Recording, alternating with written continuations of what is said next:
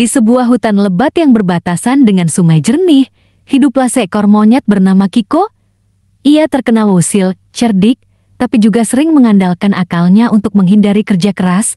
Kiko menghabiskan harinya melompat dari dahan ke dahan, mencuri buah matang, dan menggoda hewan lain di hutan. Suatu pagi, saat matahari baru saja menyentuh dedaunan dengan sinar, Kiko duduk di tepi sungai, memandangi ikan-ikan kecil yang berenang lincah, perutnya keroncongan. Tapi ia malas mencari makanan. Tiba-tiba, sesuatu yang aneh menarik perhatiannya. Seekor ikan dengan sisik berkilau emas melompat di permukaan air. "Tolong lepaskan aku, Iko," kata si ikan dengan suara lembut. "Sebagai gantinya, aku akan mengabulkan 3 permintaanmu."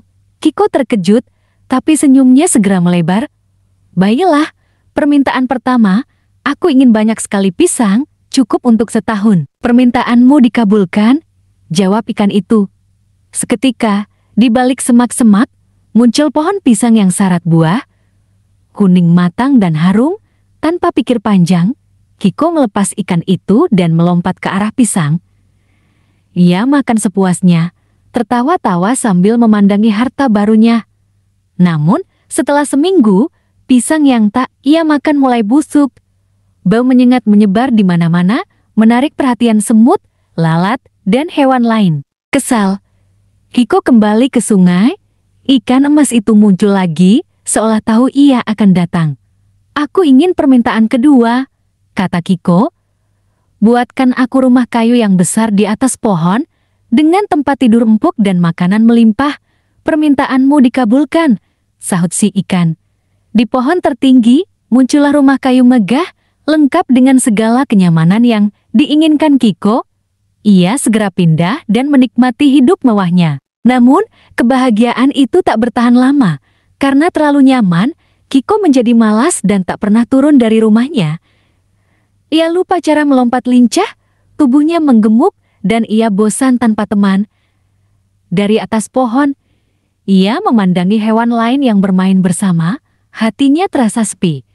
Akhirnya, Kiko kembali ke sungai untuk permintaan ketiganya.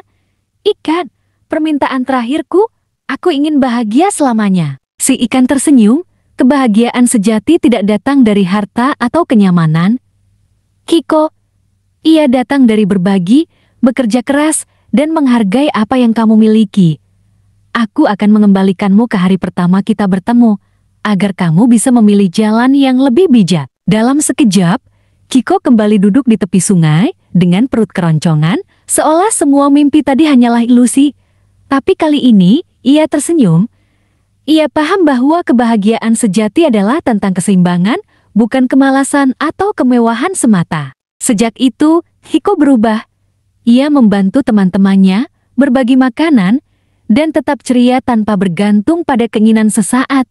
Dan meski ikan emas itu tak pernah muncul lagi, pelajaran darinya terus hidup di hati Kiko selamanya. Suatu hari, saat Kiko sedang membantu keluarga burung membangun sarang, ia mendengar percakapan 2 anak rusa. Mereka membicarakan tentang gua misterius di balik air terjun yang konon menyimpan harta karun.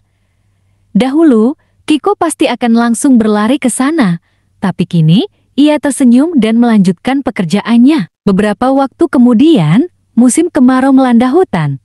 Sungai yang biasanya jernih mulai surut. Hewan-hewan kesulitan mencari air, dan tumbuhan layu.